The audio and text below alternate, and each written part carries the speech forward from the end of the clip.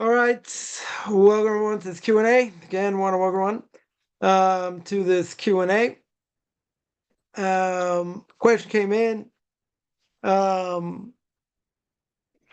Question came in that I'm not going to say I'm an expert at by any stretch, but whatever, it's an interesting topic. Someone asked, what are my feelings about Freemasons? Yeah, when Orthodox Jews attend a function held in a Freemason lodge, right? So I'll say it like this. It's always good. I always say it's good to answer a question, right, with a question. And without getting into the details of the Masons yet, question is this group, probably Jews in it also, many Jews, I think, as far as I saw, a lot of Jews caught up in it, as well. The question really is, the first question, not necessarily what it is and what is it about, if it's compatible with Judaism, it's not compatible with Judaism. Is this something a person should do? Right? A Jew, right? A Noahide or a Jew in training, different issue, right? Different issue. So if it's steeped in idolatry, which is the whole question whether it is or not, right? There's be a difference of opinion over here. But if it's steeped in idolatry, there's really not much to talk about. Right? Now, their place is not necessarily idolatrous. I mean, we'll have to see. The question, again, I'll flush it out, in a second. The question is it a group somebody should be part of? Right? That's the question. That's the question for their Judaism. For their Judaism, does it make them better? Does it make them a better Jew? Does it make them closer to God? Right? Is there a benefit, a spiritual benefit in that sense? So if there is, okay. So then we would say it's probably all right. If it's not, question is, should a person be going in that path, right, in the first place? So, let's just say, we'll start here that, the whole question exactly, what it is. So the question really is idolatry, right? What exactly is it? So it seems that it's not really a religion, not really a substitute for religion, per se. So it wouldn't be idolatry, right? In that sense, if that's true, there's no, those separate Masonic gods, so to speak, or a deity, for that. So wouldn't necessarily come under idolatry per se. So it's not a problem of worshiping a false god. So the question is, what about ritual ceremonies? Yeah. What about Darkheim, which is part of Freemasons? Right? They're not Jewish rituals, right? Would you be allowed to participate? Would you allowed to participate in that? So there are two rites over here. There's a Yorkish rite, Scottish rite, which means belief in Christianity, at least according to the Yorkish rite, believe in Christianity. Scottish rite holds by monotheism. So I guess if you're a York Freemason, that'd be a problem. If you're a York Freemason, wouldn't be a problem. Right? Now, the question is, if that's what they really believe, well, it's not necessarily ritual. Again, Is it a good thing? Right? Is it a good thing or not a good thing? And being around these people, is it good or not? Right? That's the question. Right? That's the question. Now, there are a lot of people, in the Jewish world that were Freemasons, Jews. So seemingly, they held it was okay. Former chief rabbi, Rabbi Israel Brody was a Freemason. Now again, you got to keep in mind, just because they are Freemasons, question is it really right or not?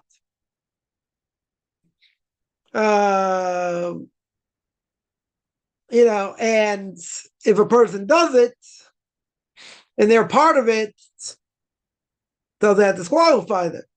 Right? So I mentioned, interesting, says this rabbi was very much into the Grateful Dead, right? Old rock band from the 70s. Okay. Yeah. So someone, if their rabbi is into that, let's say, right, the music. Okay.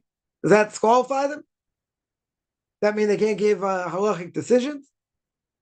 Right? It's like you say, what the music represents, what is bad. Okay. Yeah. Does it disqualify the person? Interesting question. Yeah. So, again, it depends what the level of knowledge is and what they do. So some seem to say Freemasons are Luciferian, right? I.e. worship of the devil. So talking about witchcraft.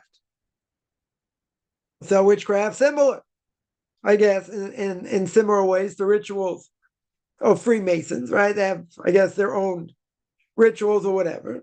So that would nullify a Jew, right, from doing that, right? So that would nullify that from a Jew participating, right? Okay, now Rav Chaim Yosef David Azulai, one of the great Kabbalists in the 1700s, he wrote the following, right? So just quoted here. It says, what should I relate?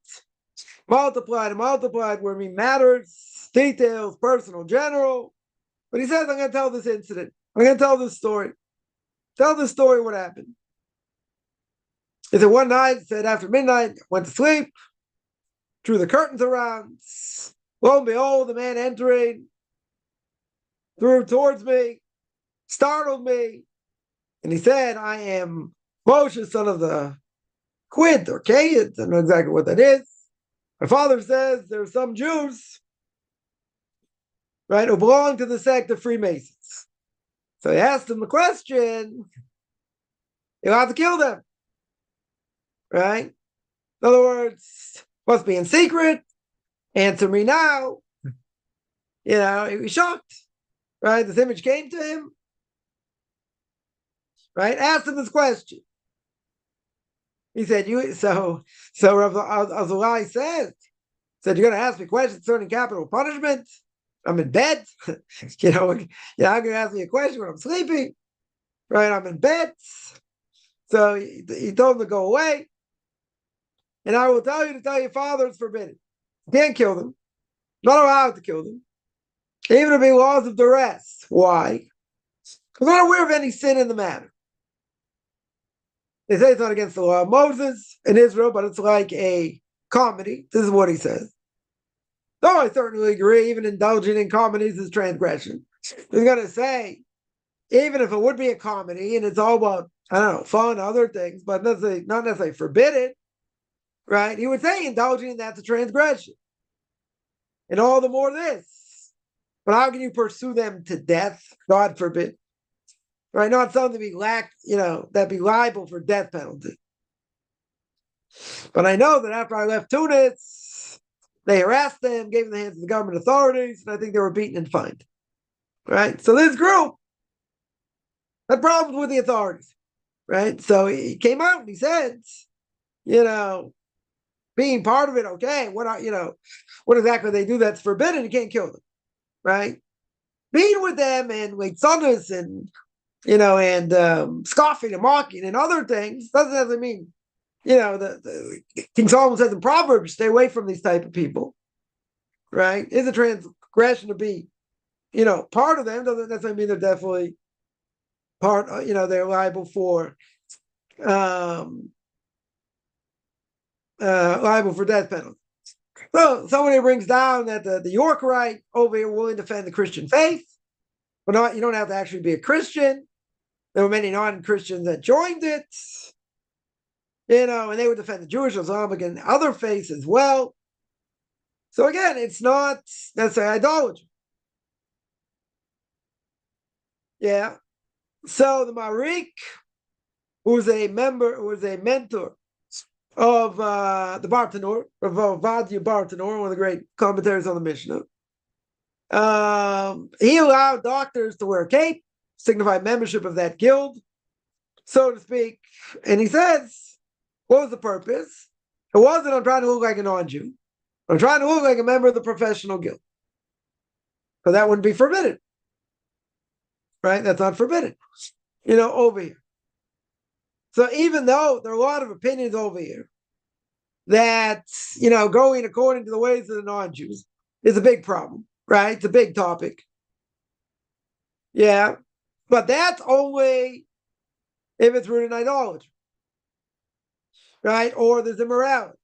But if it's something like completely nonsensical, yeah, the only reason is nobody's trying to blend in with non-Jews, a different issue, right? If there's an advantage, let's say, if there's an advantage, professional advantage, or philanthropy, or other things, right? Parts of the order seem to say it should be a problem, right? Right? Wouldn't seem to be a problem. So the question is, what is it exactly? Is it rooted in idolatry? Not rooted in idolatry. So I saw something else. Someone was a Rav in Sydney, Australia, and he claimed that it was present, one of the world's oldest fraternal organizations. Rose around the time of the Middle Ages, when they worked together, let's say for years at a time, building castles, cathedrals, other things, right? That's one possibility, how it came about. Well, the movement always had a high proportion of eminent Jewish members, which is kind of ironic. When Jews do the right thing, they go all the way up. When they do the wrong thing, they go all the way, to the bottom. So you've had rabbis part of it, that obviously they're holding, right? They're holding that it's not incompatible, right, with Judaism, because they hold a Mason has to believe in God. Okay, can't be idolatry per se. They have to believe in God. Ritual, they claim, is based on biblical words, events, personalities, right? Talk about friendship, good works. Okay, that's not, that doesn't necessarily make it, forbidden over here. And you could tell me, how they know how to pronounce it. Maybe they get, their historical inaccuracies, other things, but this person claims it's not a challenge to Jewish faith, right? It doesn't go against Jewish faith, even though some will say, it's been around the Christians, right, for a long period of time. Even though the Christians were in conflict, let's say, with it. Nonetheless, Church of England is taking up a critical attitude of it, written and elsewhere as well. So the Christians feel, it's not compatible. It's not compatible with Christianity. Okay. So what's their beef with it? What's their problem? They think it's like a new religion, right? That makes no reference to JC, makes no reference to the New Testament, so to speak. So the claim is, okay, they can be religious without being a religion, right? Kind of, that also makes no sense. Like, what are they worshiping? Worshiping good ideas, good thoughts, some aspect of a higher being without being idolatry. Okay. Yeah. So maybe they do good things, maybe they don't have forbidden symbols, right? And all that. Right? It's, it's not not make it as a. If you tell me they're making it into a new religion, very good. That'd be forbidden, even for non-Jews. Right? That would be forbidden. It's called fiduciary das. Non-Jews forbidden to make up a new religion. Yeah. Especially going against Moses and basic tenets of Judaism. So the claim is it's open to everybody. It's open to Jews, Muslims, Hindus, right? There's no issue over here. So even if they're, praying to God or have this God figure, obviously we believe in the one God. Christians may believe, in other things, but they're not going head to head. In other words, even if they're going to claim, there's the belief in God, they can differ in how that belief in God is, because there's really no ritual, or not too many rituals in general. So based on that, however they see it, doesn't matter. It doesn't make it idolatrous, doesn't make it forbidden. There have been claims, that, Jewish Masons want to, destroy the world, right, so to speak, and they want to claim about the protocols of the elders of Zion about that, etc. But what did it do, essentially? What did it do? It was a fraternal organization. People come, do good things, help other people, whatever it is. Right? I don't think it's so in vogue today. Right? I don't think it's necessarily, growing by leaps and bounds. Are there people that are part of it? Probably. Probably Jews that are part of it today. Okay. So according to this, now let's say this is accurate. Right? Again, it's not exhaustive over here, but let's say, I'll be generous here. Let's say it's accurate. Okay. It's not incompatible. Right? Let's say it's not incompatible. It's not incompatible with Torah. Even if I would say that. Right? Even if I would say that in general, does it make it something that Jews should do? And Jews should be, a part of. Right? That's really the question. If you're going to tell me,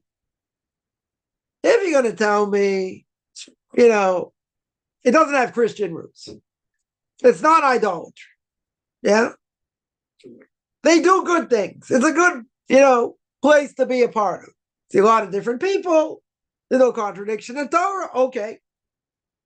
Let's say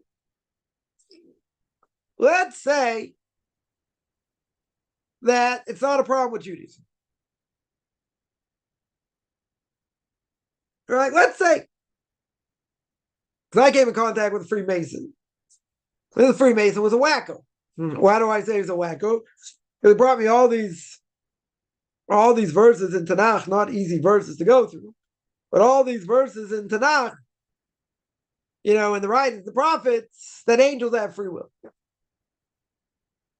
maybe, different type of Freemason over here. Yeah. But, these were verses that if I've been drunk or stoned, come up with such an explanation is crazy. Okay. But again, let's ask the question. Right? And this is a much bigger topic. And that is, if it's true, it doesn't have Christian rights, Christian beginnings. It's not idolatry. So the place itself is not idolatrous. Could a person go there? Yes. It's not idolatrous. But that's not the question. That was the question they asked. Right? The question was, let me just reread the question. If there's a function in a Freemason lodge, can you go in? Yeah.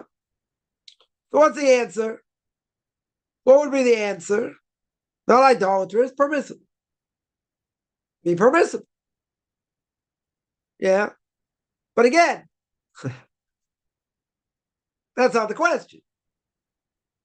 They're asking the question, that's not the question. The question is it something that a Jew should be a part of? A non-Jew, if there are no issues here, they can be a part of it. They can be a part of it. Now, are all these people going to be like-minded, going to think the same things? No. They're going to have differences in religion, for sure. But if they're doing good things, they're helping other people, whatever it is, is that a problem? No. Right? For a non-Jew, it'd be much less of a problem. But again, I would ask the question even as a moral imperative, even if it doesn't apply to non-Jews, and it should be fine. Is this going to help them in their path to God? That's the question. Is it going to help them? Because the whole purpose of Torah is draw close to God. And he gave us a book, manufactured himself, passed it down to Moses, passed it down to us. What we have to keep, what we're not allowed to do, non-Jews are obligated in, very good. Does this help me? Does this help me in my path to God, yes or no? That's the question. Because if it's not idolatrous, you'll tell me it shouldn't be a problem. So there are other things that are not idolatrous, but they're not helping me serve God better. Person's going to have a tremendous love for sports and entertainment and other things. Does that help your connection to God? No. Just the opposite. Helps you waste time, right? Might be entertaining, might be very enjoyable.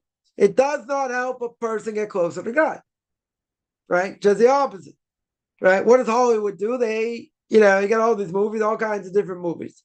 What do? They have a purpose. They want you to think in a certain way. They want you to show their perspective on things. The messages, are obvious. A lot of them. Some of them more subtle, but a lot of them very obvious. Very, very obvious. And most of them, if not all of them, are 100% antithetical to Torah. So if it's antithetical to Torah, I would ask the $1 million question: if it's antithetical to Torah, so why do people do it? Why do people do it? They're trying to get you to think a certain way, trying to open your mind till your brains fall on the floor, right? So why are they doing it? They have an agenda, and the agenda is to get out of your mind whatever you want to think and think like that. That's what they want. So obviously that's bad. Now, is it entertaining? Sure. They don't make them not to be entertaining. Obviously, because they want people to see them. They want to make money. They want to regroup their money. Right? They spend a lot of money in advertising on the actors and everything else. But they want to regroup it. They don't want it to be a flop. They don't want to lose money. Do they have an agenda? Absolutely. Absolutely, they have an agenda. So if they have an agenda, doesn't matter if it's entertaining. It's not good for your soul. Yeah. Because everyone's going to say, come on. Like, what's the big deal? So for a non-Jew, they watch, they watch March Madness, watch movies, this and that. You don't have any problem with language and, let's say, no immorality. Very few like that. Okay. Does it affect them in a negative way? It certainly could. Right? They have an obligation to stay away from it? No. Moral imperative, I would say yes. But the question is it good for me? Does it make me closer to God or not? Now, some people will say this does. Raise my awareness, makes me more open-minded, all this stuff. Very good. Not true. Not true. Because you got to remember, the soul records everything.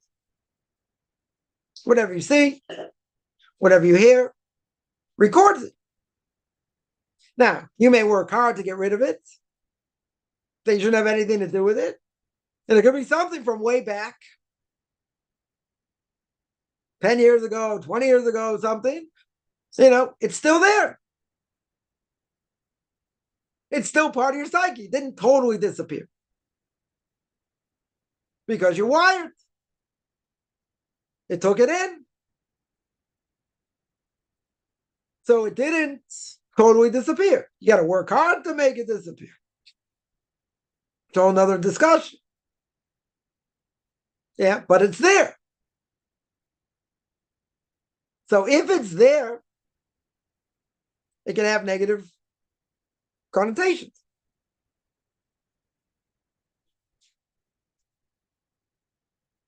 So then we're going to say that what you see has a long-term effect.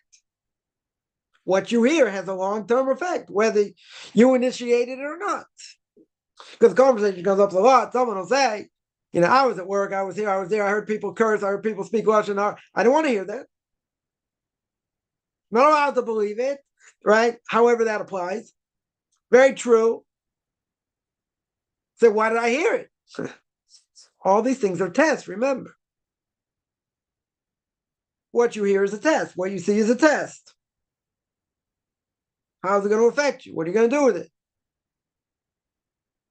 So I would say very simple. Even if this is a fraternal organization, meet all kinds of interesting people, it's not idolatrous. Okay, let's say, right? Say, there seems to be disagreement over here, but let's say, I'll be ultra liberal today. I'm in a halfway decent mood. Let's say that would be the case. Is this beneficial to your spirituality? Yes or no? That is the question. Who I hang out with, I speak to family members, other things, sometimes you don't have a choice. Okay? You can limit it. Family can be an albatross, as we always say. Because of what they say, you got to be careful. You got to be careful. I'm not saying you break off a relationship because you just break it off. You have no choice. You have no choice. But keep in mind, whatever they're going to say is going to be negative towards Torah. Most likely. Some people won't care. They don't feel it. They don't see it as a threat. Very good. Other people are going to make a big deal about it. They'll let you know about it. Sometimes more, sometimes less. No one gets away scot-free. Then you make a decision. How much, we've spoken about this a lot, how much I have a conversation with such a person. How much interaction should I have? So the interaction is bad. They can say it's not all bad. Whatever they say is not totally terrible. I would tell you, you speak to people, think about what they say. Analyze what they say. I don't even speak to curse, probably everybody. They'll throw out a curse word like, like no tomorrow. Isn't that a problem? It's a problem. They can say, I can't control what other people say. You're right. You're somewhat in control who you talk to, who you have a connection to. But again, family's a slippery slope. It's a hard thing, okay?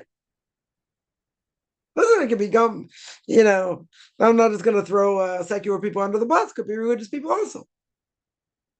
Sometimes you hear what they say. You say, come on. Like, really? This is what's important, this is what you're talking about. I'm not saying everybody. You gotta be on top of your game at all times. Because you have so many forces working against you. Even in the Orthodox community, you can have that. You can have it. And they're negative. They're negative influences. So a person has to be careful. But even with that, all things being equal, if it wouldn't be idolatry, yeah, should be permissible. Going to their thing should be permissible. There's no ritual, so idolatry, all that should be okay. Because going to the way of the non-Jews in general, right, usually it's probably about idolatry. Well, it doesn't have to be about idolatry, but usually is. So if it's not about idolatry, still shouldn't do it. First will say, in the States, you got Mother's Day, Father's Day, very good. Hallmark makes the most money. Yeah. So people would ask me, today's Father's Day, today's Mother's Day. I said, yeah, by me, it's every day. I don't need one day a year. Let's go into the ways of non-Jews. It's not idolatry. It was never set up to be idolatry. Okay. On the other hand, if that's the only time you get together with family, that's the safest time to do it. Okay. Yeah. I wouldn't necessarily say that's a bad thing because it's not idolatrous, nothing.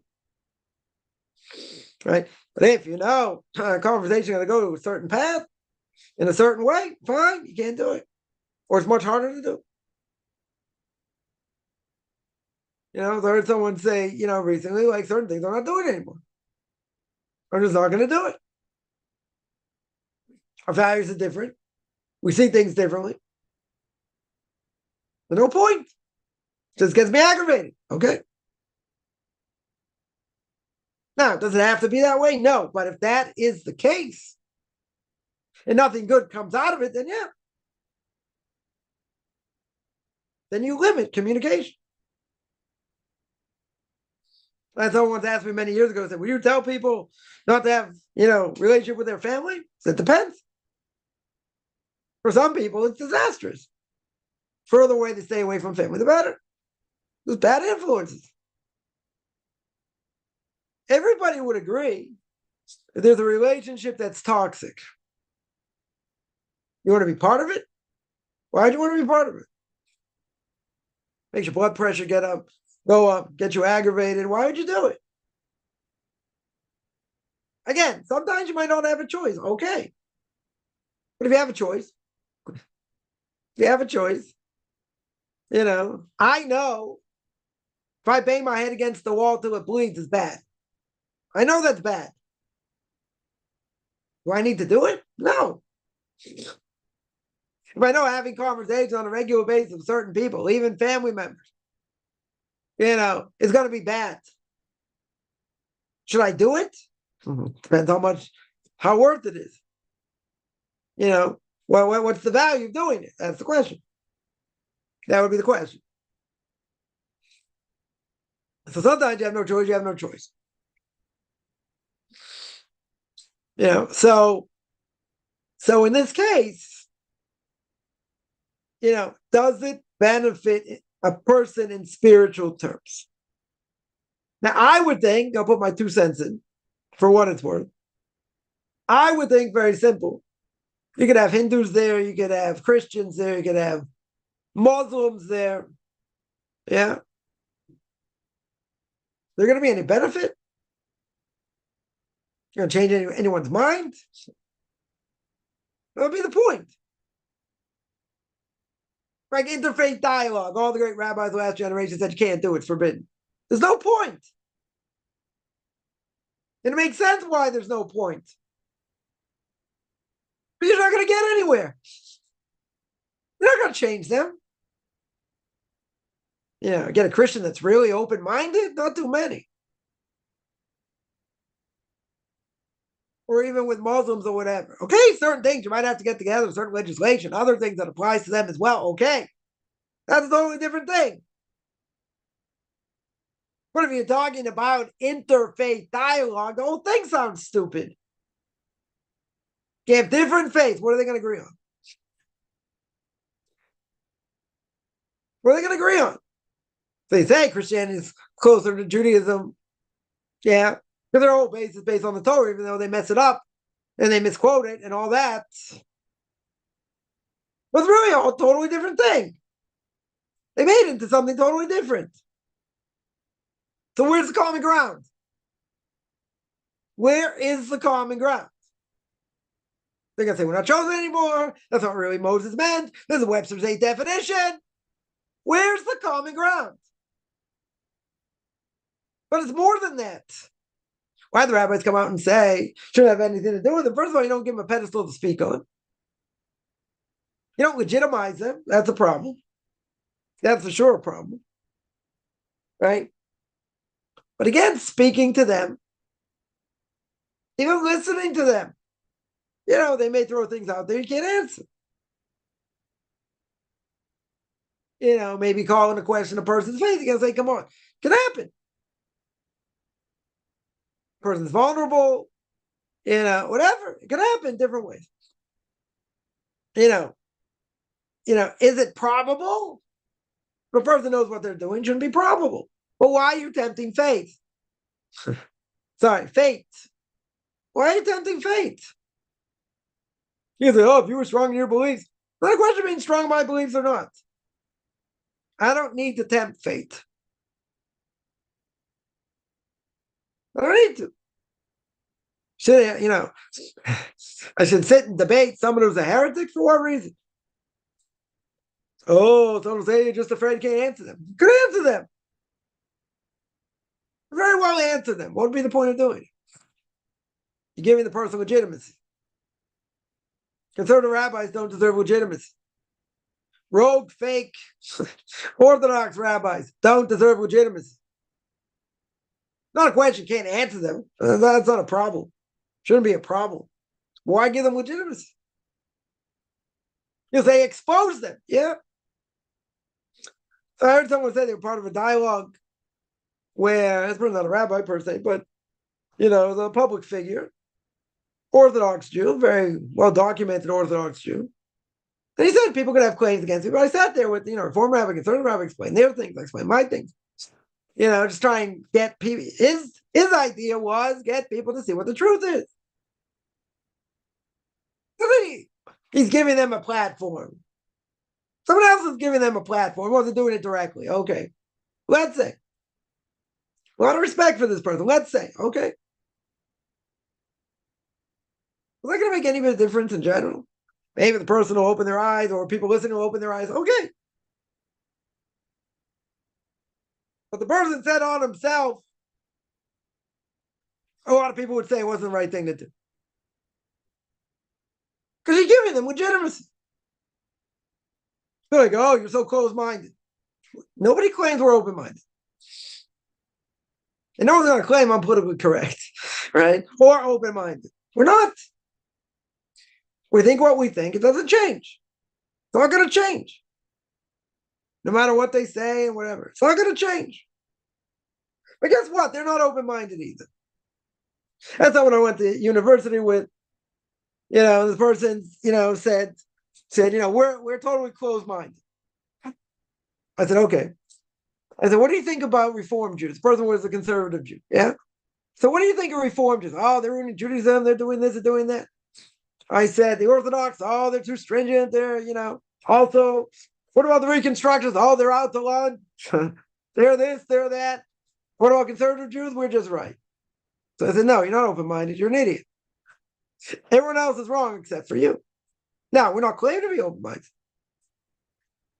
No one's claiming we're open-minded. We claim we have the truth. Everyone else is going to claim the same thing. Okay. Doesn't matter. We have proof that it's true. Fine. So they have proof. Whatever. Doesn't matter. What's the point? The point is, there's nobody that is, intellectually honest.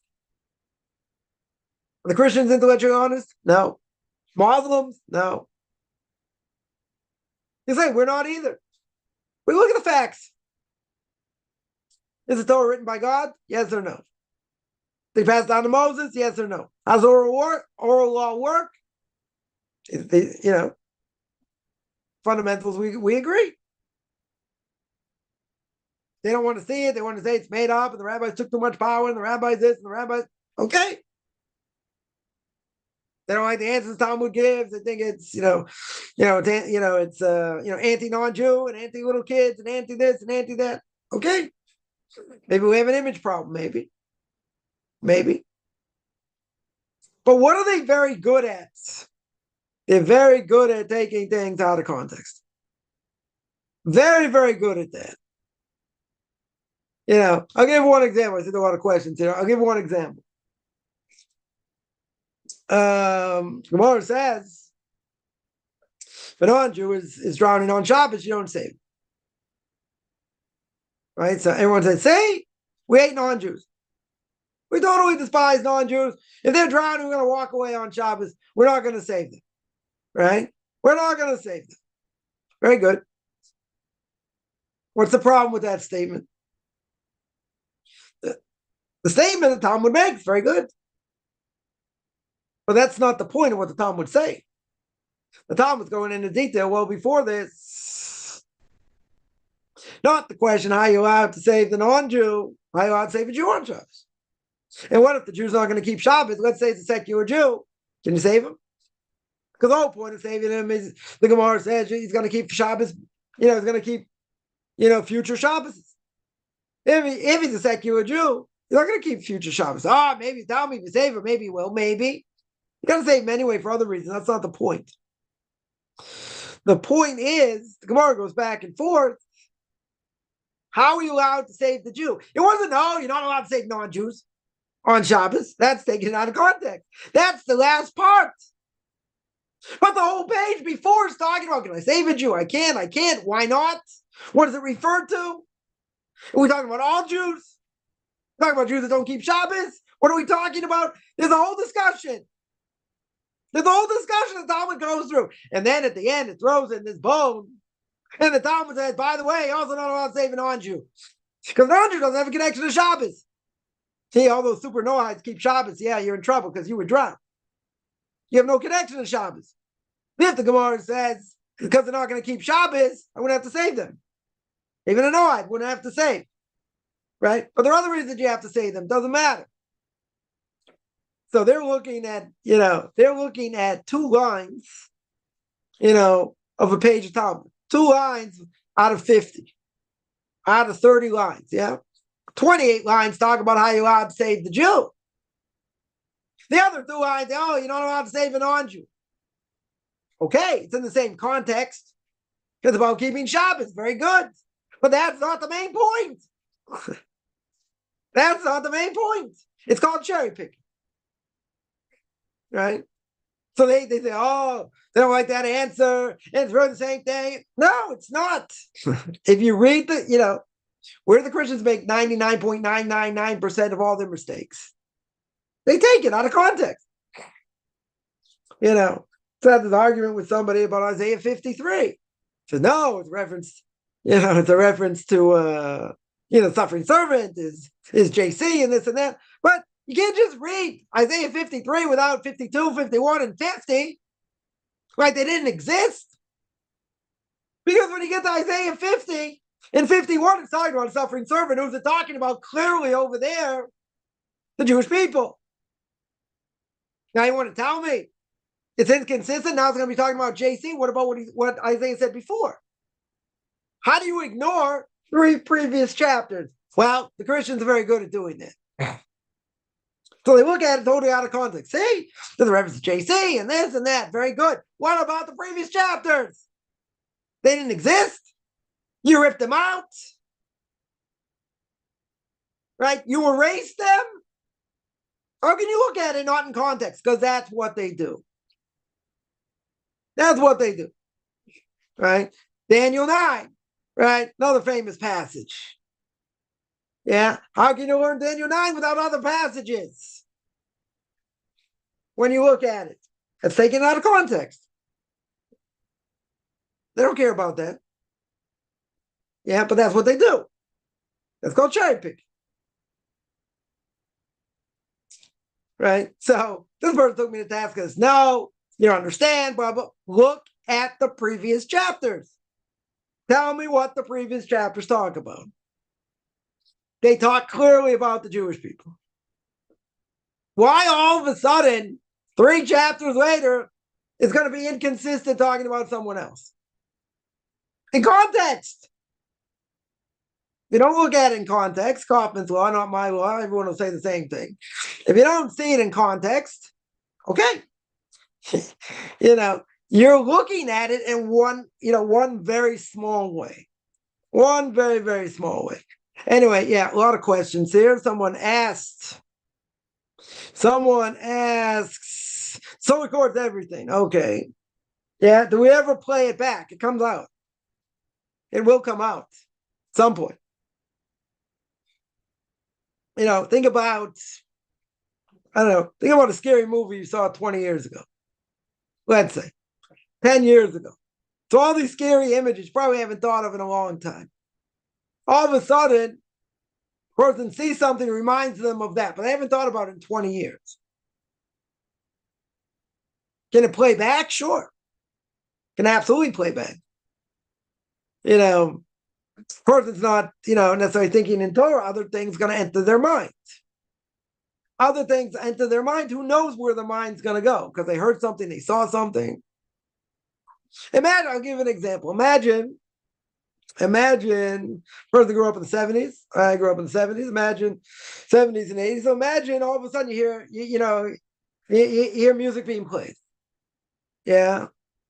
I was at a wedding once. I was at a wedding once, and they had background music as you were eating. Yeah. So they had background music. And anyway, whatever. We're eating before the bride and the groom come out. And I'm like, is that the Rocky theme song? And it's like, whatever. Some of the songs were secular. In a very religious wedding. It was just the music, it wasn't the lyrics. Yeah. So all of a sudden it brought memories back of other things. And the example I was going to use, imagine you heard a song or you heard something and it reminded you of a commercial. Right? Reminded you of some commercial. Person in the supermarket, they see live series. Hey, Mikey likes it. But you haven't thought about that in 25 years or more. Right? They say died, because they ate Pop Rocks. Not true. Right? Why did that come out? Because you saw the box. You saw live series. But oh, Mikey likes it. You haven't thought about that in years. It can come out at any time. Somebody can say something, can trigger something. Can trigger something you thought of, you might have said, last week, a month ago, 5 years ago. Yeah. And they can trigger all kinds of emotions. Right? Person goes through something, it reminds them of what they went through 10 years ago, 20 years ago, 5 years ago. It's there. It can be played back. All these negative memories come back. That's what it means. Someone asks, is it possible to make good parnasa livelihood and stay very committed to God? Why not? If you're around people that are crooked and this and that, it's harder. True. I would agree. It's harder. Right? But it's definitely possible. Nobody ever loses out keeping Torah mitzvahs. Think about it. If you keep Shabbos, you keep the festivals, right? Or let's say just, Shabbos will make it easy. So can't God provide for a person 6 days instead of 7? Could. Definitely possible. Right? Definitely possible.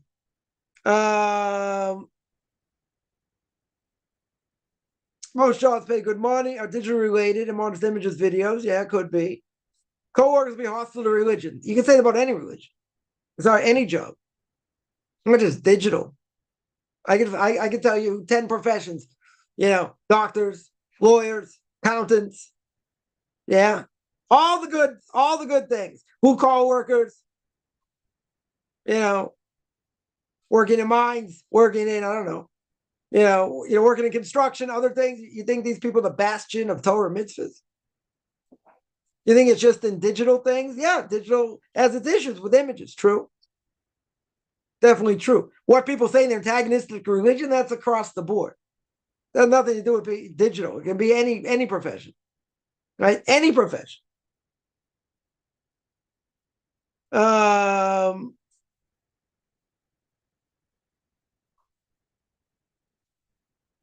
Someone asks what Talmud translation would I recommend? Art Scroll. That's the only translation that's worth anything in the Talmud, right? It's Art Scroll. But I tell you, if you're non-Jewish, you'll be learning Talmud anyway.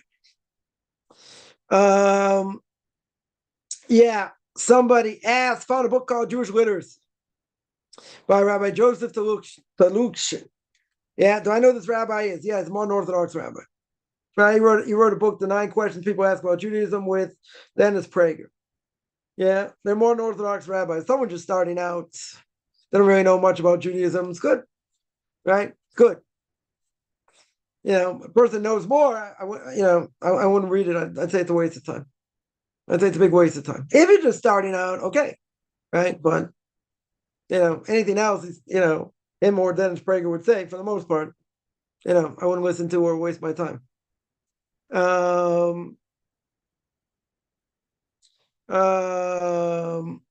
Interesting topic, chapters, in our dive, it's not kosher, right? Follow on Chabad.org. Okay, one second.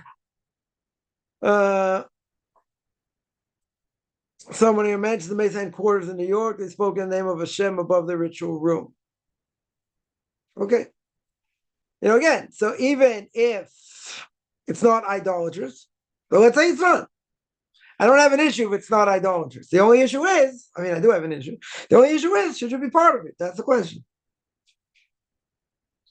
Right? Someone who mentions Rabbi Nava said the first Masons were the ones that built the tower to war with the gods. They aren't any different. All right? Yeah, but I don't think people who join the Freemasons are thinking how it started. Right? Anyone who celebrates Thanksgiving, yeah, except for Rabbi Victor Miller, blessed memory, rabbinic authorities hold it's not it wasn't situated in idolatry. It didn't start in idolatry. Okay. But if you know anything about history, American history, when people came, they made peace with the Indians and they slaughtered them. So if that would be the case, then how can you celebrate Thanksgiving? Now, today it's all about football and turkey, not necessarily in that order. Okay.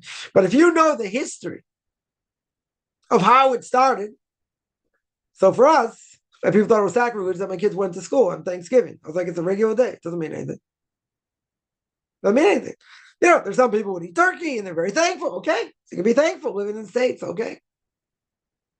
You can be very thankful. You can practice religion freely. True. That mean other than that, what does that mean? What does the day mean? Nothing.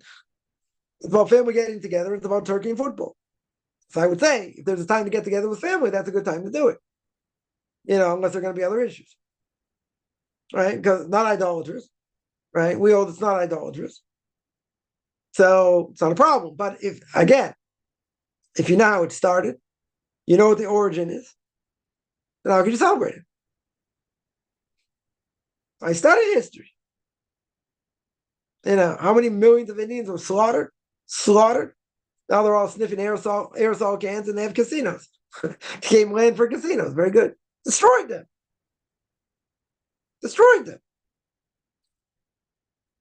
Yeah. The colonists had a problem. They sent word back, you want us to settle the land. Manifest destiny, go from New York to California. Very good. We got a problem with the Indians. So brought out the cavalry, took care of the Indians. How can someone celebrate it? But it doesn't mean the same thing, and all that. They care about the history? No. But isn't there a statement? If you don't follow history, you're bound to repeat it. Right? If you don't learn about history, you're bound to repeat it. Yeah. So they'll say we don't care. They'll say we don't care. Even if that's how it started, doesn't matter. It's hundreds of years ago. It doesn't matter. Right? Most people, it's about football. It's about football and turkey and getting together with family. Why do Muslims sacrifice animals twice a year? Don't know. I don't really care either. Right? Well, so what? Who cares? Who cares if they do or they don't? They say that the Pope or previous popes just do sacrifice in the Vatican. Okay, so have any relevance to our lives? I don't think so. Yeah, any other questions? Let's see. Basically, the group is based on the Hiram of Abbott, head builder Solomon's Temple. Okay.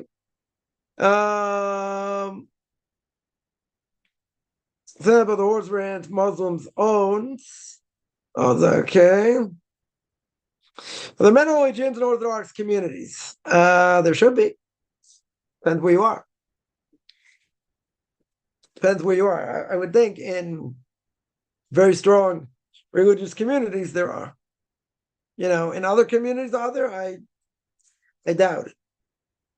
I tend to doubt it, but there should be. Right? Depends how big the community is. Right? Depends how big the community is.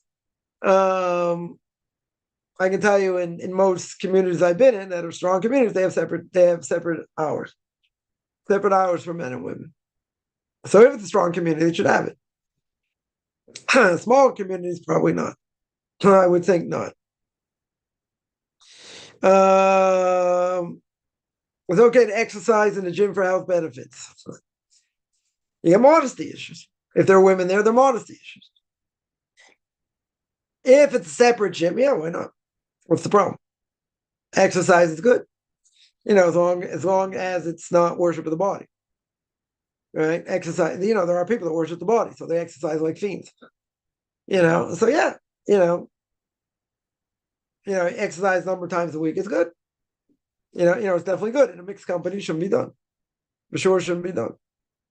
Now, a non-Jew, JIT, a Jew in training, can they go to a mixed gym? Yeah, it doesn't apply to them. Because when the Torah says you don't go after your heart, after your eyes, that's for a Jew, not for a non-Jew. But again, it's a moral imperative. I say you shouldn't do it. Obligation for a non-Jew? No. Definitely not. A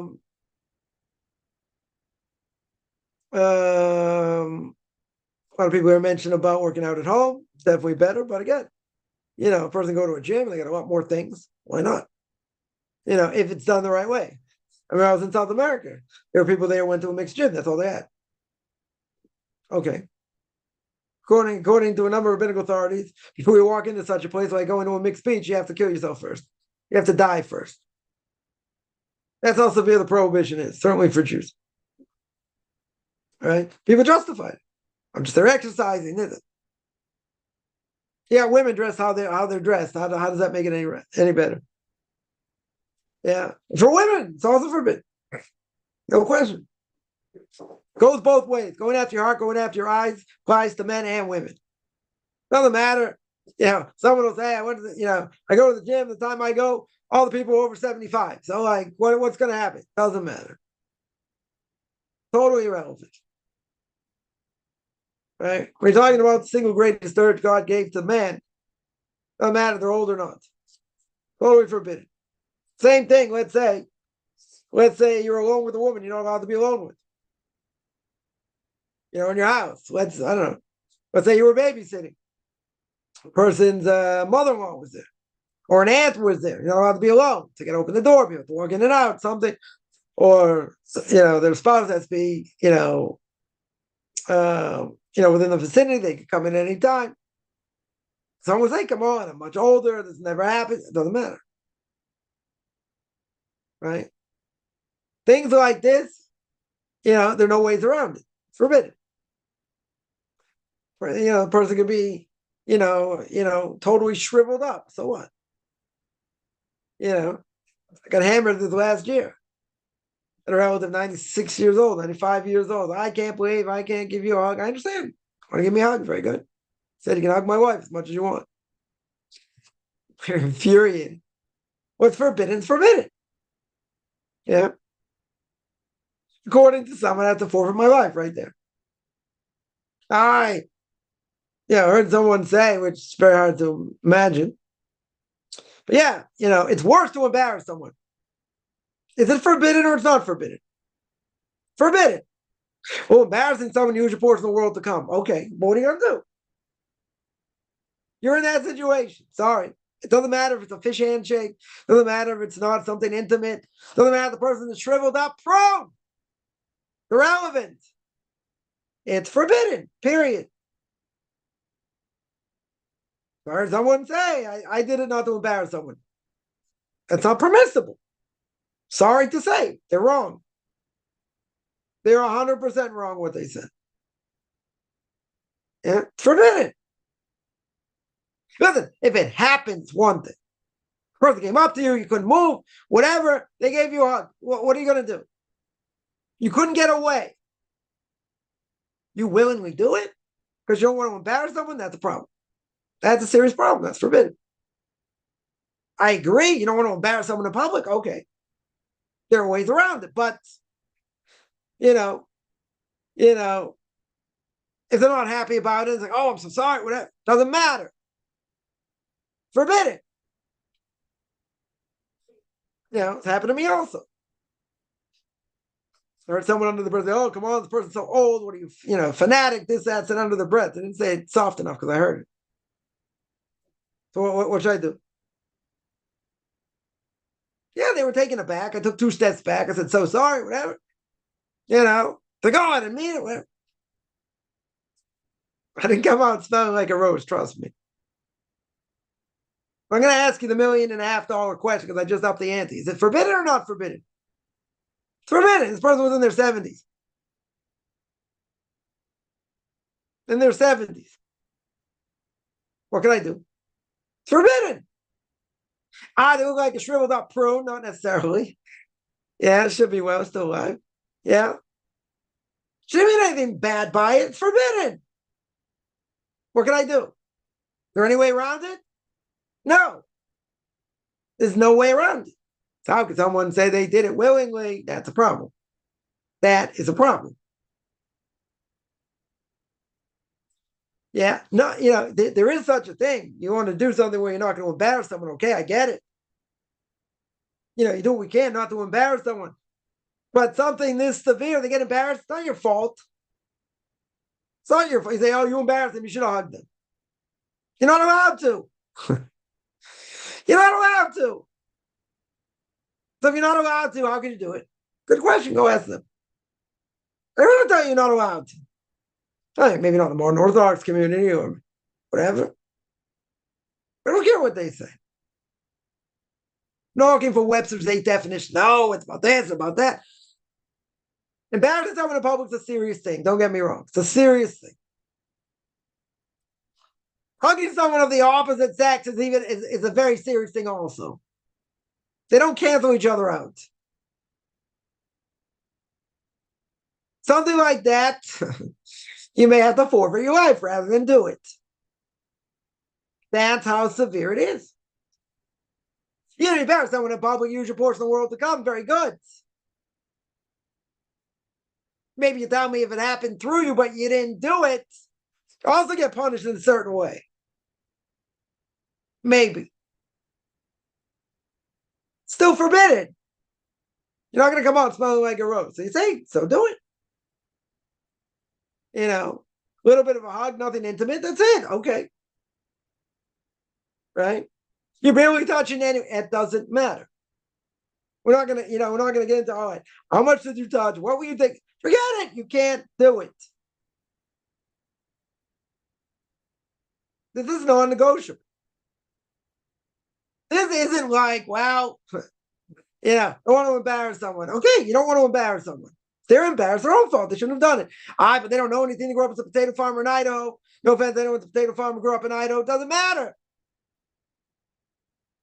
Does not matter.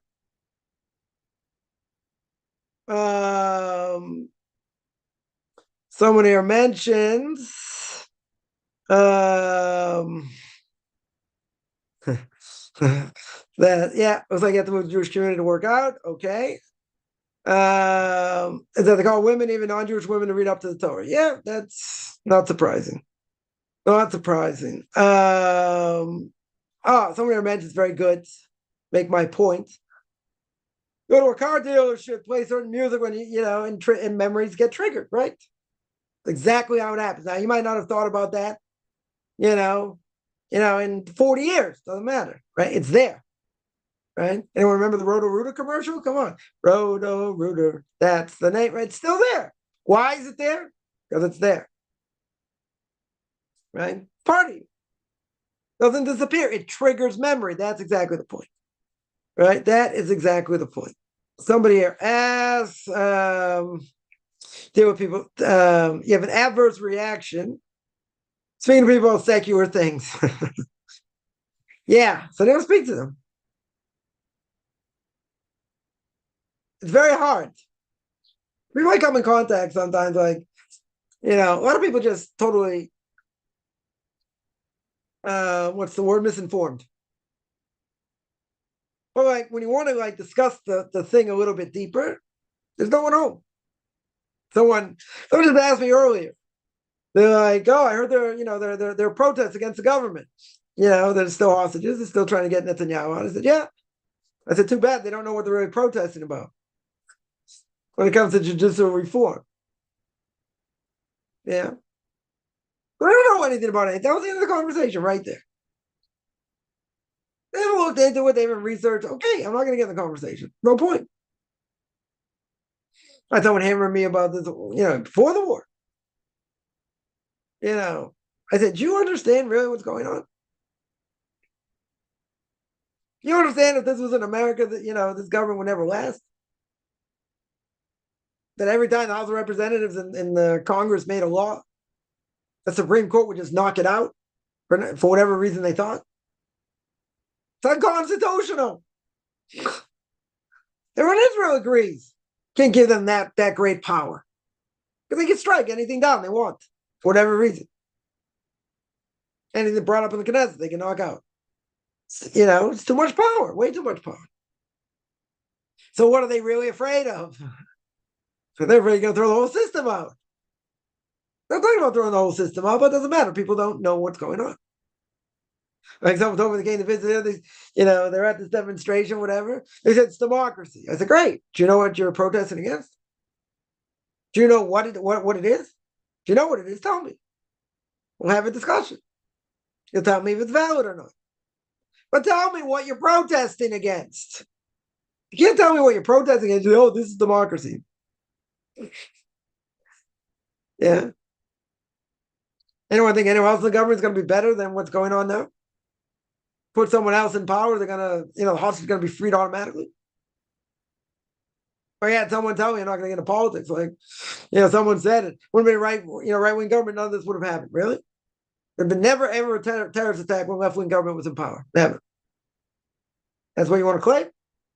I got a lot of statistics tell you not that way. I don't care. You got to look at the facts. Got to look at the facts. Do I think Netanyahu is the greatest thing since sliced cheese? No. It's a heretic like all of them. He just needs us more than the left. He can't deal with the left, so he needs us. He needs the religious parties. Okay.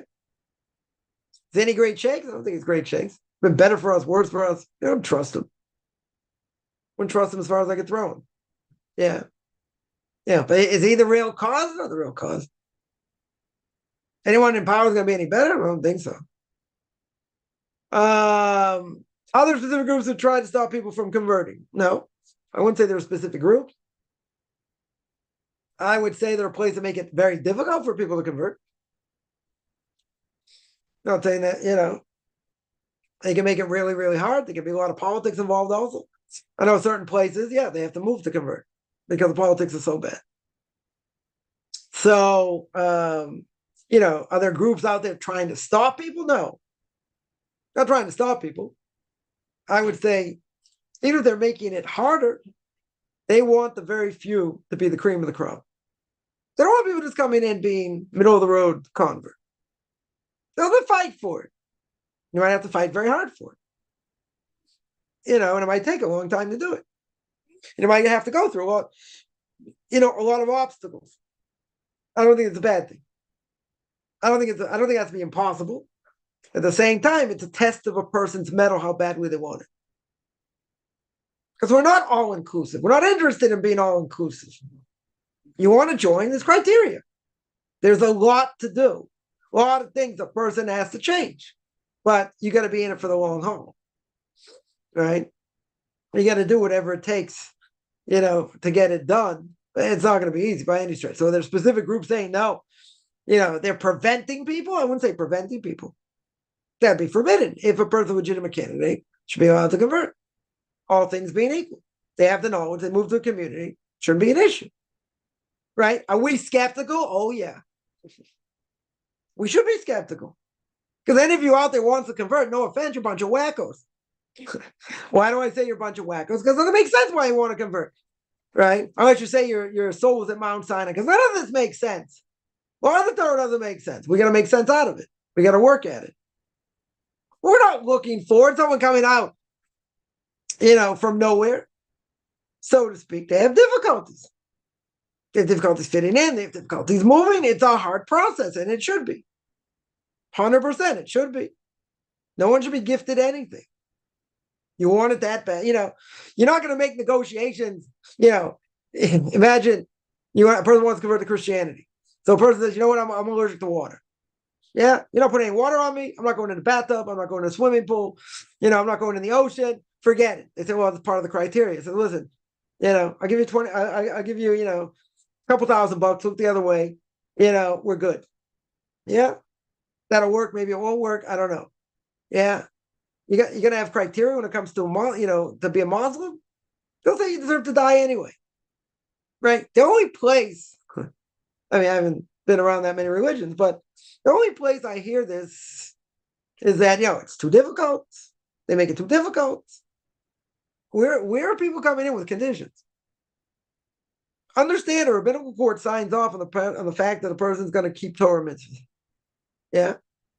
And if that's the case, and that person goes sour afterwards, they get all the transgressions. It's a huge responsibility. So a rabbinical court's not going to sign off in general unless they're pretty certain the person's going to do what they need to do. Yeah. Now, some places may make it more difficult, maybe seemingly impossible. Okay, I'm not necessarily an advocate of that. I'm not saying they should make it easy, but the person knows what they're doing. Move to a community. All things being equal, it shouldn't take. It shouldn't take years and years. It shouldn't. But are there people out there actively stopping people? No. There are rabbinical courts say we don't do conversion because we had too many problems. They have to, they might have to go somewhere else. Okay. I know a few places like that because they've had problems. They're not telling people not to convert, but they're not going to do it because they've had issues. Somebody asks, what's a good book for Jewish law? A lot of good books. I'll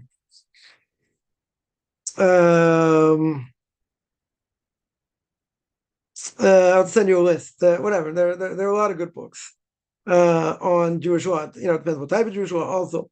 But I'll send you a list. Somebody mentioned they went to Masons and it was like going to church. Okay. All right, talking about reform. Okay. I'll tell you. I started from the book of Genesis years ago. I was doing these on Skype, actually.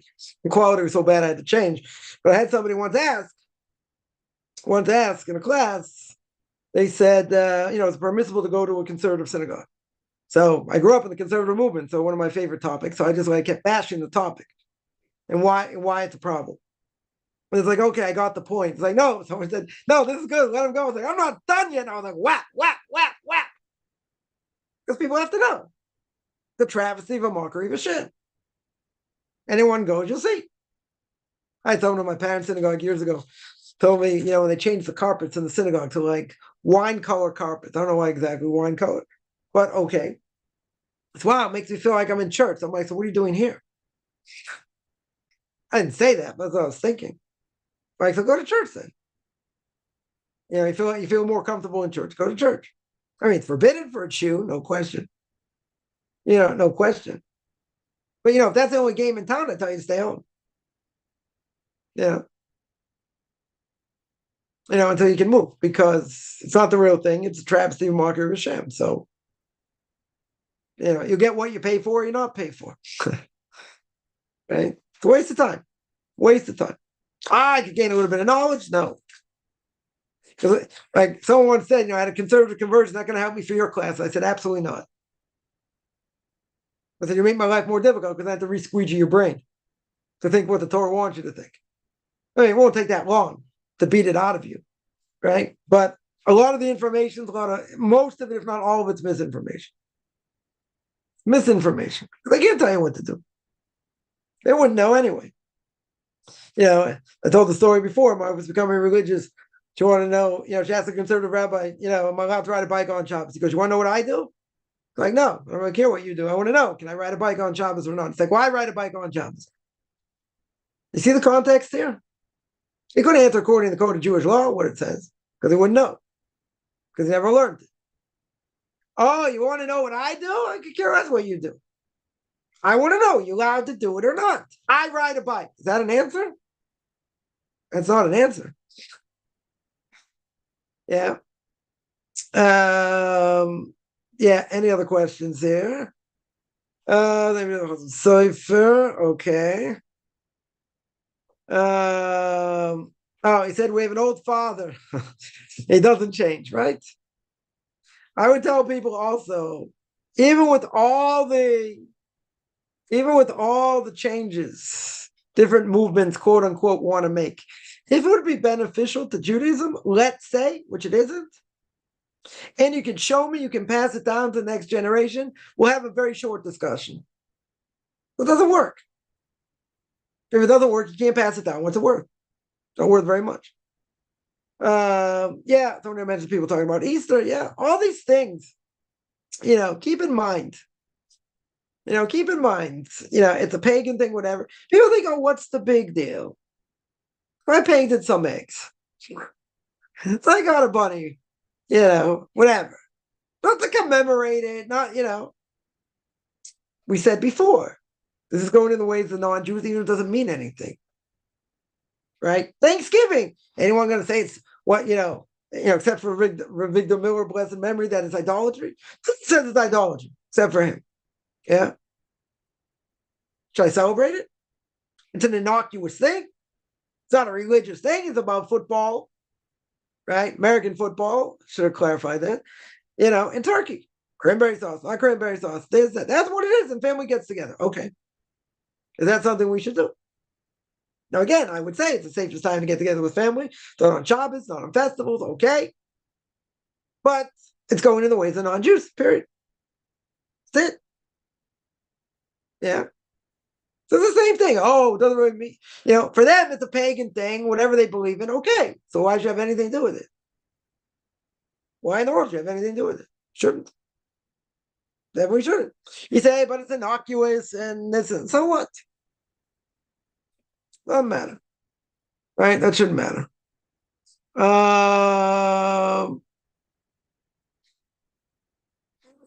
Yeah.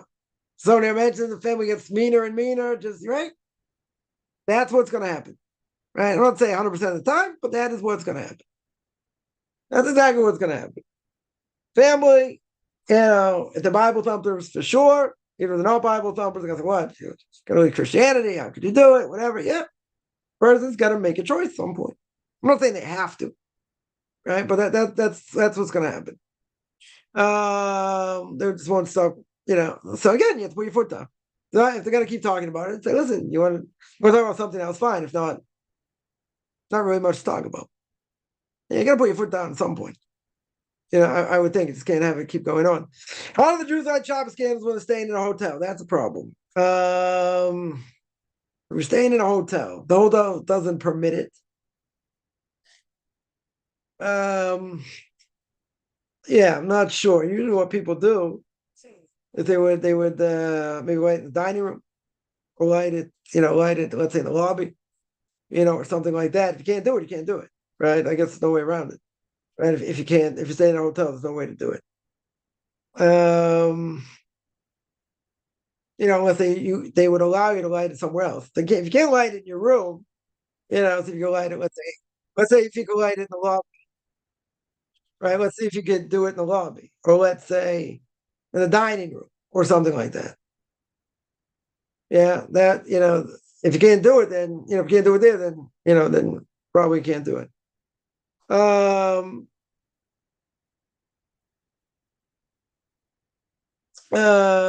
Yeah, any other questions? 1 second. Let me check over here.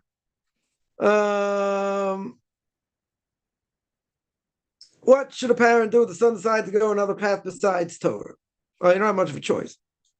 A person, a non-Jew, their kids don't, if they want to convert, very good. If they're not, if their kids don't, then so much you can, right? You can try and show them the way, get them books to read, other things, but if they don't want to go on that path, they're not obligated to. Right? They're not obligated to. If they're Jewish, let's say you were Jewish, right? Let's say a person was Jewish and their kid goes off, so you try whatever you can do to try and bring them back. Right? You always have a connection with them. You never want to lose that connection with them, etc. But, you do what you can to keep that, have an open dialogue. Always welcome them, ask them how they're doing, this, that, but yeah, it's painful. Can very well be painful. But a non-Jew in this process, they have kids and they don't go in that path. That's their choice. Right? That is definitely their choice. You can show them information. They might be interested, they might not be interested. Right? That's something you just might have to bear. How can one have a high level of learning with a 9-to-5 job? So I would say try and learn before. Get up early and learn before. Learn after. Right? You're only obligated. You're only allowed to work those times that you're not working. You should be learning. So if you can learn early in the morning, very good. If you can't learn early in the morning, if you have a break during the day, try and learn that. Or you learn at night, or you learn a little bit at night. Say, but I'm very tired, this and that. You still got to try. You have to have fixed times for learning. Right? If you got a 9-to-5 job, that's hard. And if it's a very taxing job, then you're very tired, it's hard. Right? So I would say on the way to work, right? If you're driving, listen to Torah.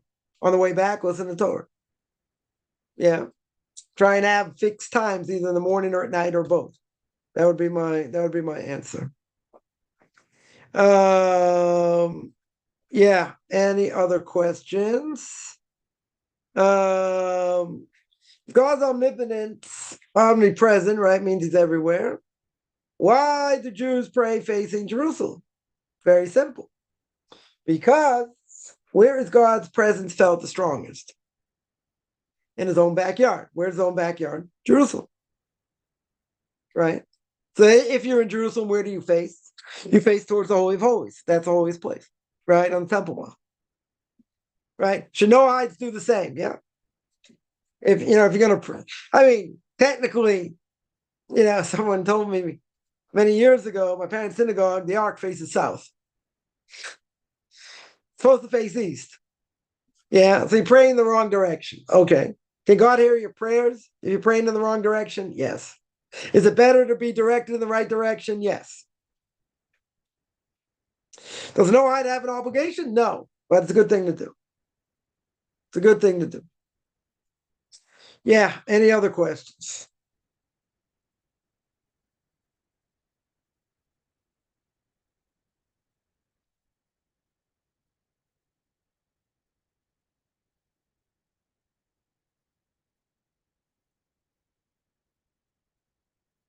What does the Torah mean when it says the four corners of the earth? Right? Because the Torah says God took dust from the four corners of the earth and made man. Right? When you shake a lulav, right? How do you shake a lulav? Right? Here's my lulav. Right? Shake it in front of you. Shake it to the right, behind you, to the left. And up and down. Why did he shake it 4 directions? Show God's dominion in the world, in this world. And you shake it up and down to show God has dominion above and below. So the 4 corners of the earth represent God's dominion over the earth. That's what it means. Right? In other words, he has power over the entire world. Right? Over the entire earth. Yeah. Any other questions?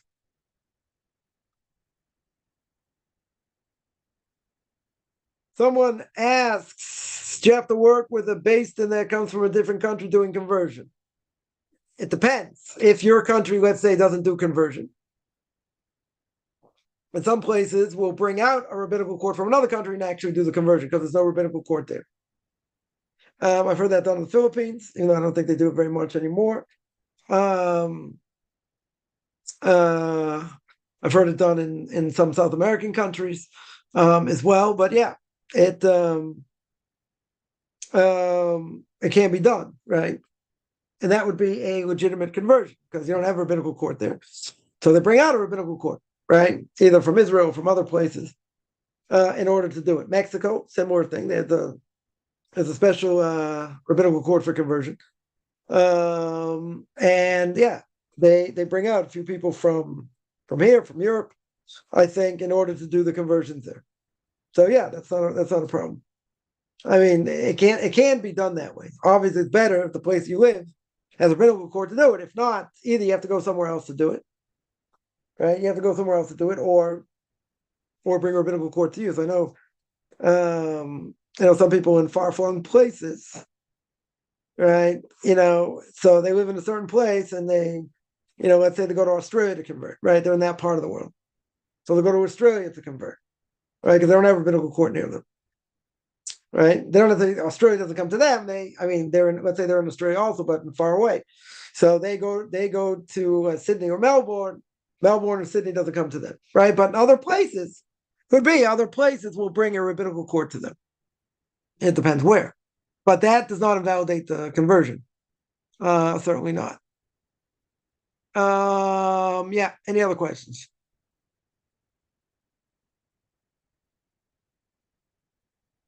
What should you do that they should come to your country? Again, you have to be in contact with a rabbi in your country. It's overseeing the conversion.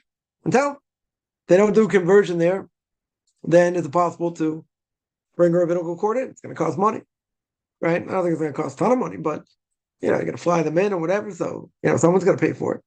So whoever is guiding you in that country, if they don't do conversions, then should ask them what to do, right? About bringing in a rabbinical court. And, sometimes they will, sometimes they won't, depends how many people are converting and what the story is. Yeah, any other questions? Central America. Central America is more of a problem. Central America is more of a problem because they don't really do conversions there, right? So that, I would say, a person would have to move. I'm trying to think even places like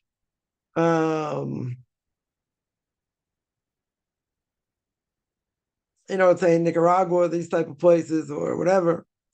Yeah, there's nowhere to convert. Someone told me actually, sorry, Central America, but someone told me in Puerto Rico they have a rabbinical court there.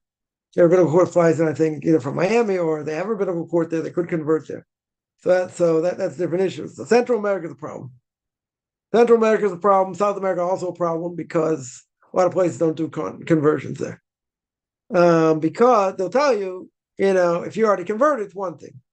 You come to the community, but we're not going to do the conversions. So, it's also a problem that someone has to move or do the conversion somewhere else. But Central America, I know it's definitely a problem. They don't do conversions. Are they going to bring people out there? I don't know. It's probably not cost efficient to do. That's what I would think. There are, where were they? 1 second. I know in Colombia and South America, they brought a rabbinical court out there. There was somewhere, Guatemala? Might have been in Guatemala, they have a rabbinical court out there. Maybe. I have to double check. But they have brought rabbinical court somewhere, whatever. I'll make a note to check that out. But most places, you're right, they don't do it and you have to move. And for most people, they can't move because they don't have money. So that's a problem. And they don't have communities there, which is another problem. So no one's going to come out there. No one's going to come out there and convert you because no community. Right? So somebody got to get to a Jewish community. Someone had told me that they have Jewish lineage, but they can't prove it. So I asked them, do you have proof in the Jewish cemetery? He said, yeah. When Noriega took over, the place got wiped out. So there's no records, there's no nothing. So they couldn't prove it. They probably are Jewish, right? But they couldn't prove it. Anyway, they live in a different place where they're able to convert. But yeah, that's the catch-22. Person lives in these places. There are people that, I've had people live in India. They don't do conversions. They don't have money. So it's not really much to do. They're not going to bring a rabbinical court there. They don't do conversions. Yeah, a person has to move. But if you're only making very little money and you can't get out, what are you supposed to do? So, it's really not much to do. It's not going to make sense to bring a rabbinical court there for a few people and there's no community. It doesn't make any sense to do that. So if a person can move very good, if can't, then that's not considered like, oh, you were rebellious and you couldn't convert. You could just, it's one of the hardest things for a person to do is be able to move. Right? The person can't move or they don't do conversions there. It's a problem. Right? It's definitely a problem. I had someone from the Philippines and they ended up coming to Israel because at one time they did bring a rabbinical court out there. I don't think they do it very much. They certainly don't do it very much. And someone told me recently that that they're not doing it. Right? For the foreseeable future, they're not doing it. So someone in these parts of the world, how are they going to convert? They're very good. It's a good question. It's a problem. It's definitely a problem. You can't bring a rabbinical court out there. Yeah. Any other questions? 1 second. Someone asks, is there a ticket for sleeping around before conversion? listen, really, technically, it's not a problem for non-Jews, right? Unless it's a forbidden relationship. If it's a forbidden relationship, yeah, but otherwise, it shouldn't necessarily be a problem. I mean, morally, I would say it's a problem, but it's not something you're going to die for, and it's not something that's going to be codified according to the Noahide laws, unless it's something that is, unless it's a forbidden relationship. Someone asked, why did God make non-Jews? Because non-Jews have a purpose in the world. Not everyone was supposed to be Jewish, right? So, non-Jews are going to help the Jews fulfill their purpose, or they're going to make their lives miserable, or both, right? Seemingly both. God wasn't interested in making the whole world Jewish. You see that from the beginning of creation, right? There were other nations and other groups. He wasn't interested. He was only interested in that one group that's going to take on the banner and keep Torah and mitzvahs. They didn't expect the whole world to do that. So the whole world obviously has a purpose, right? Outside of, not being Jewish. So I tell you, there's a chapter in the book Derech Hashem, in the way of God, the purpose of non-Jews in the world. So I would tell you to go back and read it, right? He's got a clear way of what it means, of what it is. Is it okay to use reform as a way to get closer to Orthodox? No. How's that going to help you? Right? The only way it would help you, and I would never tell anyone to do this, but the only way it would help you if you had a reform conversion, it's easier to get to Israel, right? And come back in the law of return. But how does being part of a reform community help you become Orthodox? Right? If you're going to tell me to get to Israel, yeah, that would help. That would be a much quicker way to do it. Would I tell you to do it? No. It's true. It's a quicker way of doing it. Quicker way of getting to Israel. 100%. Is it something you should do? So again, you're not going to hear it from me. Right? I'm not going to tell someone to do it. Is it easier? Yes. Is it easier to go that route than go to Israel? Yes. And then have a proper conversion? 100% it's easier. Should you do it? Your choice. It's a lot easier.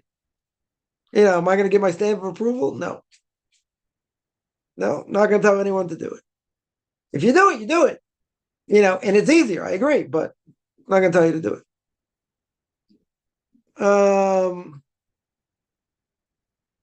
Someone asked, do I urge Jewish people to move to Israel if they can? No. No, I shouldn't say no. It depends. It depends. Israel is a very hard place to live. Monetarily, I mean, it's a hard place, everywhere is hard to live anyway, monetarily these days, but it's a hard place to live if you don't speak the language, or you have a connection, to the culture, so to speak. It's very hard. I've had people that, are here that, they're fighting for their lives here. I'm not saying literally, but I had someone in the Philippines come here, and I told them not to come. Told them it was easier for them to go back to the States and whatever. Doesn't speak the language, didn't have livelihood, and all this. Anyway, he came here, and he's very glad he's here. 100% very glad he's here. But he said, "You told me it's going to be hard. You didn't tell me it's going to be this hard." I said, "Of course I did." I said, "I cursed you in 3 languages. Told you not to come. It's a very hard place." Now, for some people, this is where they'll fit in better than anywhere else. So yeah, it really depends on the person. But if you don't speak the language, if you don't speak the language, listen, if a person doesn't have any livelihood issues, they're gonna come here, whatever, okay, livelihood's an issue. It's definitely an issue. People make less money here, right? It's no question. It's a very expensive place to live, as well. But also place of extremes. The person wants to, be non-Orthodox in this country. Okay, there are some communities like that. Most places are black and white. So it's pretty demanding. Some more, some less, doesn't really matter. Point is that it's outside of Israel, it's a lot easier. It's a lot more gray area. Israel's not much gray area. Listen, in the ultra-Orthodox communities, in the States and other places, also not much different than Israel in many ways. But, the language, the culture, it's a different thing, right? It's a totally different, it's a totally different thing. But there's a lot more leeway, I would say, outside of Israel than other places. In the way people dress, and other things. It's a lot easier. I would say it's a lot easier. I'm not saying people can't come, but you have to have a certain mentality to live here. And I loved America so much that my mentality fit in, straight away here in many ways. So you have to have a certain mentality, and it can be harsh. This country can be harsh in many ways, many, many ways. So, especially if people haven't lived in a Jewish community, coming here is like, it's extreme. It's extreme in many ways. So if a person's fit to live here and whatever, okay. Right? It would depend, you're right. It would depend on an individual case, but for the most part, I would discourage people from coming, for a lot of reasons. Yeah. Yeah, there's a fine. Is it better to stay in exile until the Messiah comes? I'll tell you, the safest place to be when the Messiah comes is going to be in Israel. I don't think there's any question. Again, I think it's easier. I think it's a lot easier for people to stay in exile before the Messiah comes. Listen, when the war of Gog and Magog comes, it's going to be hard for everybody. Say it'll be safe here in Israel, okay, but if a person can serve God, if not better, where they live, they have livelihood and other things, then yeah, it wouldn't make sense to come. Wouldn't make sense. If a person lives in Israel, few reasons why you're allowed to leave. One is to get married, one is to learn Torah, and third is for livelihood. So the person has livelihood, a person wants to come here, yeah, you got to make sure, you have to make, one of the first things you got to do is check out if you can have livelihood here. You got to see if you can make it work. Right? Is learning Torah better here than anywhere else? Yes.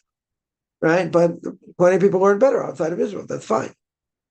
Right? That's definitely fine. So, the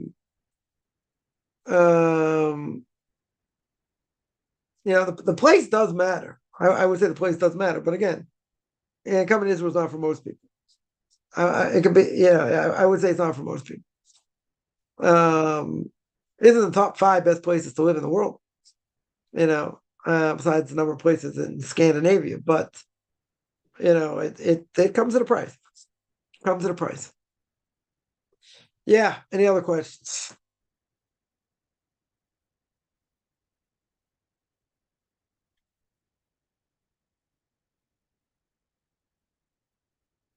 All right, I'm going to stop here. I do this every Tuesday and Thursday, 10 o'clock Eastern Time, 5 o'clock Israel time. Anyone has any questions, find me on Facebook at Chaim Kaufman, Beyond Orthodox Conversion and Judaism, orthodoxconversion.com, or Beyond Orthodox Conversion and Judaism on YouTube. There I got videos on the Torah portion of the week, which I'm very behind, Q&As, Ethics for Our Fathers, Book of Leviticus. You want to send me an email, rabbichaimkaufman@gmail.com, RBBI, CHAIMCOFFMAN @gmail.com, whichever are good.